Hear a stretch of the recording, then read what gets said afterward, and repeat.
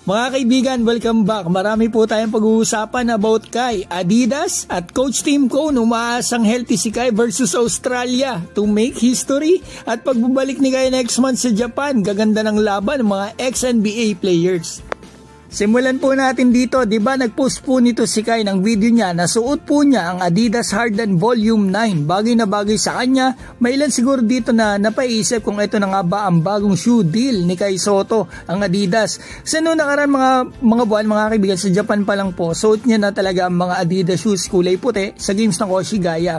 Ito gusto kong malaman nyo, tapos na po yung kontrata ni Kai dito sa Puma. So tinanong ko sa source about dito nga sa Adidas. Mukhang as of now wala pa siyang shoe deal dito sa Adidas, pero since player po siya ng Gilas at major sponsor dito ang Adidas, kaya siguro may mga shoes siya from Adidas, kaya malaki yung chance niya na ito yung next shoe deal niya.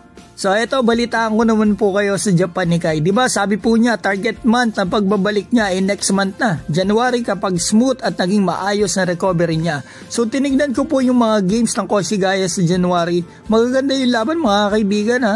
Kung makakalaro dito si Kai, ito unang-una na January 3 and 4 sila Bobby Ray Parks ang kalaban nila. January 24 and 25 dito possible na siguro si Kai. Ibaraki Robots, makakarap niya yung dati niyang teammate si Robert Franks. After niyan, January 28, dating team niya, Yokohama, may ex-NBA player dyan, si Damian Inglis, bagong import. At ex-NBA din dito sa January 31, back-to-back. Gaganda ng laban nito, sila Dwight Ramos naman, Kisito Minaga at si Jalil Okafor. Third overall pick yan sa NBA. Magandang challenge yan kay Kai. Abangan ko talaga yan.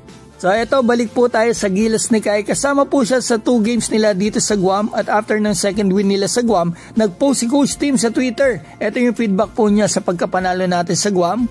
Eto, but we need to be a lot better to beat the Tall Blacks and the Boomers at our home. Hope Kai is healthy then. Yan na po mga kaibigan ang kasunod na makakalaban ng Gilas sa February 26, New Zealand at March 1, Australia. Nakakalaro na sigurado niyan si Kai at dito sa game sa Australia, debut game niya yan mga kaibigan sa Australia. First time niya makakaharap ang Boomers na tingin ko talaga kaya natin yan pag andyan si Kai. Hindi lang po ito about sa Gilas ni Kai, pati na din po sa legacy niya noon sa NBL. Puro NBL players ang Australia. Ito po yung time ni Kai para mapakita sa kanila kung gaano talaga siya kagaling. Kita nyo po nung kinain ni Kai yung New Zealand, itong tinalo natin sila. Napansin nyo ba? Tahimik po ang NBL at Australian media about Kai. Wala silang puso comment pero sa kalaban natin New Zealand meron. Kaya nga tingin ko mga kaibigan, pag nakaharap ito ni Kai, itong Australia, basta healthy siya, ay talagang makakatikim ito talaga sa kanya. At kapag nanalo tayo dito next year, history po ito dahil first win natin ito sa kanila in 52 years. So ito po ang biggest game talaga ni Kai in FIBA kasi nag-top 3 yan in the world. Napakagandang laban at napakaganda rin exposure kay Kai para dito sa NBA. Baka sakali umabot pa siya dito sa Summer League next year kahit na ang alam ko talaga 2027 na sasabak sa NBA ulit si Kai mga kaibigan.